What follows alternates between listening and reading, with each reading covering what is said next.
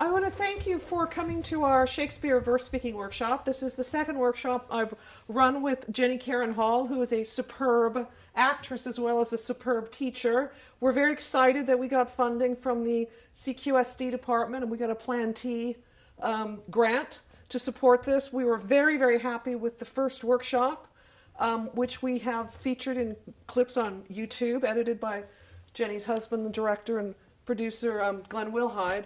We're hoping to do the same sort of clips this time. This is really a workshop for you to get to understand why Shakespeare's language 400 years later still works.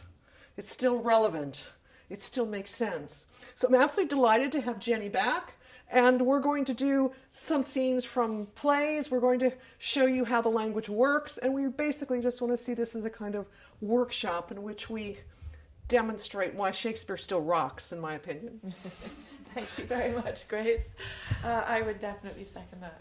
Shakespeare certainly still rocks. So we're just going to keep this very, very informal. We're going to do some warm-up, and then we're going to go through a few different passages. And the thing is not to worry about making mistakes. This is a workshop, so we're just, working on it all together. Nobody's going to mind mistakes. Just to introduce a little bit of my background, or rather the background of this approach to the verse, is via my father, Sir Peter Hall, who founded the RSC a very long time ago. And it's basically the actor's way of approaching the verse. In other words, how you speak it does inform the meaning. Or rather, a better way of saying that is, if you read it without thinking of how it sounds in the mouth and project it on a stage to a large audience, which is what it was written for, you are going to miss at least half of the meaning. Because it is, very carefully engineered as language for the stage. So, shall we start? I just want to make one more point to support the wonderful thing she's saying. We now see Shakespeare on video. You can stream him. You can listen to audiobooks. I study the history of Shakespeare in performance, back from Shakespeare's time to the present. And it's hard to believe this, but in the early part of the 20th century, Shakespeare productions were pretty static. A lot of people did not go to them. They were not available. And Shakespeare in the mid-30s, 40s, and 50s in the 20th century was something sort of elitist, something hierarchical. It was very expensive to go to the theater. You had some quite great actors, Olivier Gielgud, but it was particularly her father and the foundation of the Royal Shakespeare Company that made Shakespeare accessible. It's so hard to even overstate this. And so the fact that Shakespeare is now accessible, that you go watch him at school, that you watch him when you're students, that you have him available to you, is very much due to the pioneering work by her father and the colleagues with whom he worked. And that's why Shakespeare is still so immediate, is we had this wonderful movement with the Royal Shakespeare Company and Sir Peter Hall. So it's something to consider. Shall we start just with a quick warm-up? And then we're going to do a sonnet all together, just a few lines each, or one line at a time. So come and warm up first, because we're going to be using our voices, and we need to be relaxed. Come here into our space. And just start with a little bit of stretching to open up this cavity here. You can just raise your arms quite high and just stretch up to the ceiling as much as you can. Stretch the other one up and out, just so that your whole rib cage is opened, because if you try and project your voice crunched in on yourself, then it's not going to go very far. You need to be open. Also, just around the neck, these muscles can be tense, especially if you're slightly nervous, which any kind of performance always makes everyone slightly nervous. So that's just releasing that. And then your jaw, which is often a thing that gets very tense. So just wriggle that around. And if you can put your fingers here, there's a sort of little place about a centimetre of width where the jaw falls. Just wiggle that around there. Okay, and then we can even go and look like a fish. That's a very, very good exercise. A lot of singers do that.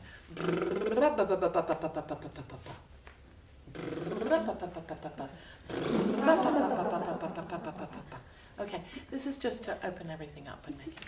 Have you all got the sonnet here in your papers? Would you all like to get your papers? Now, I've chosen this sonnet to start with because it's one of the most rhythmical, iambic pentameter sonnets. The sonnets mostly were not written to be performed on stage. None of them were. In fact, they were all written. He had them published to be read in a book. So they're completely different from the dramatic verses that he wrote.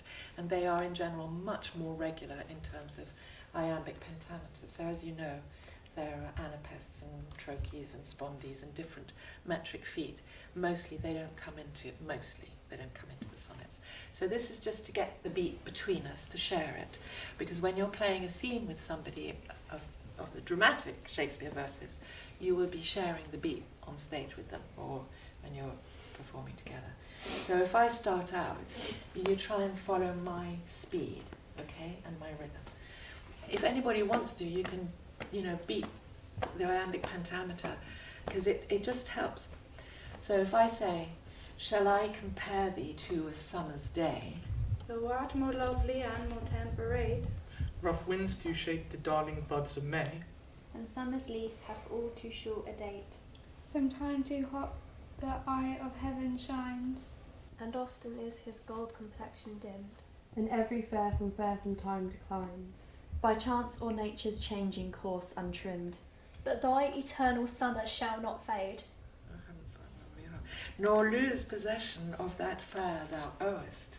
nor shall that brag thou wanderest in his shade. when in eternal lines to time thou growest. so long as men can breathe or eyes can see.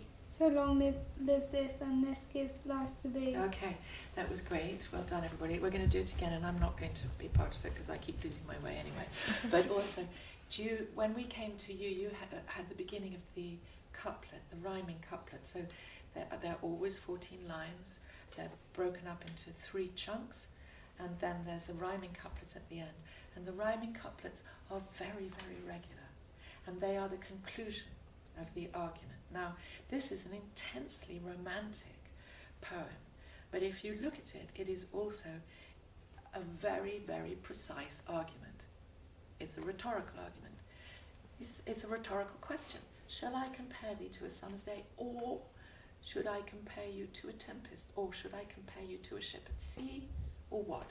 It's just that is. So you don't when you're speaking it, don't speak it in a romantic voice, but in a precise argument voice. And just a couple things to remember, she's pointing out here, Shakespeare changed the sonnet form. This usual sonnet form, if you read Sidney or Spenser, this was a great vogue for sonneteering from the beginning of the middle of the 16th century. We had, Shakespeare would use a different form. That is, he uses 3 quatrains in a couplet. Usually Sidney or Spenser used an octave and a sestet. 8 lines, 6 lines. So the resolution, 6 lines. Long time. The octave sends up a kind of argument. Think of Shakespeare. He makes it harder on himself. 3 quatrains. First argument. Overturns the argument. Tries to reconcile the argument. Then he gets only a couplet to finish it. Yeah. So it's something, as she's arguing here, he's doing something very, very clever with a couplet. Think about concluding an argument in 2 lines. Yeah. It's almost impossible. Yeah, but something about the regularity of the rhythm of that couplet seems Right. to give it more conclusiveness. That's right. Really. Exactly. So not only is the argument perfectly well constructed, but the rhythm of it gives it weight, right? So do you want to do it again without me, because I keep on doing it wrong? Remember also, though, you slightly rushed the beginning of the last one. So let it breathe. Let the words breathe. And nice and loud so we can hear you. Yeah. And pick up each other's rhythm. The other thing is, when you've come to the end of your line, don't let it drop. Right? Sustain your breath all the way through to the end of the line, and almost as if you're keeping it up. Not like you're asking a question, but if I say, sometime too hot the eye of heaven shines is different from saying sometime too hot the eye of heaven shines. Do you see? Mm-hmm. And if you do it like that, you let it drop, all the energy goes out, and also the continuation of the thought is lost somehow, right? So that's how you keep the argument moving forward, by putting your breath all the way through to the end of the line. I'll shut up. You start. Shall I compare thee to a summer's day? Thou art more lovely and more temperate. Rough winds do shake the darling buds of May. And summer's leaves have all too short a date. Sometime too hot the eye of heaven shines. And often is his gold complexion dimmed. And every fair from fair sometimes declines. By chance or nature's changing course untrimmed. But thy eternal summer shall not fade, Nor lose possession of that fair thou owest. Nor shall death drag thou wanderest in his shade. Okay, hold on, we'll do that little one again. Nor shall death brag, thou wanderest in his shade. Yeah, do that one again. Nor shall death brag thou wanderest in his shade. When in internal lines to time thou growest. So long as men can breathe or eyes can see. So long life's this, and this is life to be. Yeah, so long lives this. Okay, so what if you break it down to what he's actually saying, is you are more perfect than a summer's day, because a summer's day is short, it ends, right? And in any case, sometimes it's too hot, so that's not perfect. Sometimes a summer's day is dimmed by clouds. The gold complexion of the sun is dimmed, and by chance or nature's changing course untrimmed. So the comparison, which is a rhetorical mode, isn't appropriate, because your summer is eternal, it lasts forever, and is perfect. Nor shall death brag, so death is personified there, it's a personification of death, as that sort of, a bit like old Master Time, old Father Time, with a big old horrid cloak and a big scythe mowing people down, right? So death is not going to be able to say that you're wandering in his shade. In other words, you're just about to die, you're in the shadow of death. When in eternal lines to time thou growest. Now those lines could be, let's say, the lines on your forehead as you grow old, the lines as you become haggard, and over time your beauty fades. They could be, I'm not quite sure what other lines those could be, but that's open to question. But then the couplet is absolutely astonishing in my view, because he's saying, as long as men breathe, right, or eyes can see, so long lives these lines, this writing. And he's right. Okay? It's quite a bit egotistical, isn't it? This is one of the sonnets addressed to the young man, who we assume is Southampton, his patron, to whom he dedicated the sonnets. Think of the way it opens with a question, shall? It's almost as if he's wondering whether this young man is worth the kind of brilliance that she's demonstrating, the writer shows at the end of the poem. He's responsible, the poet is responsible for keeping this man alive. And it's almost as if he's demonstrating his ability and his agility in a way that the young man perhaps doesn't understand or conceive. But such a brilliant little sonnet, isn't it? I think so. I kind of slightly differ with you in that. I know, I'm a bit subversive. Well, I just don't think it's arrogance. I think that really fine writing was what he believed in. That's his religion. That's what he thinks lasts. That's his value. And I think he's right. I mean, the thing is that he grew up, as we were talking, he grew up as a kid reading all the greats from Ovid and Aristotle and all the rest, and that, thousands of years old. And so already in his view, the old writing lasts, because he had it, right? He could read. So he is putting himself in that line of history, but saying that this will last as long as men can breathe, as long as there's life on the planet, or human life on the planet. So anyway, so we'll go through that once more, and then we'll do some excerpts. But just remember that this is probably one of the most regular examples of the iambic pentameter. Do you want to start it this time, so that we each have different lines? Yeah? Sure. Yeah. Shall I compare thee to a summer's day? Thou art more lovely and more temperate. Rough winds do shake the darling buds of May. And summers these have all too short a date. Sometime too hot the eye of heaven shines. And oft his gold complexion dimmed.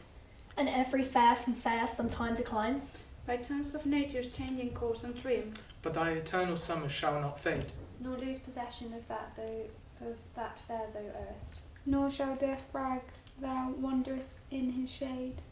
When in eternal lines to time thou growest. So long as men can breathe or eyes can see. So long lives this, and this gives life to thee. Well done.